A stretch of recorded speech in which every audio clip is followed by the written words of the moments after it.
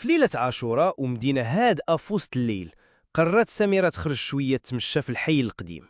كانت كتعرف باللي هاد الليلة فيها شي حاجة غريبة، ولكن ما كانتش كتصدق اللي كيقولوه الناس.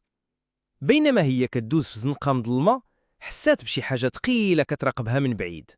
تلفات وشافت ظل طويل كيتحرك في العتمة، وكأن الشخص اللي كيتبعها ماشي من هاد العالم.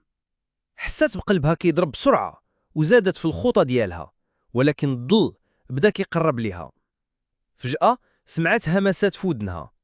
اللعنة غادي تلاحقك للأبد، ركضات سميرة، ولكن كل ما بعدات كانوا الهمسات كيزيدوا حتى ولات كتحس بلي الأشباح كتلاحقها.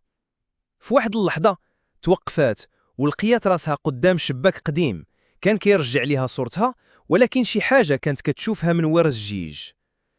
تلفات بسرعة ولقيات باللي الظل تلاشى، ولكن من بعد ما رجعت للدار لاحظات باللي ظلها ما بقاش كيف ما كان.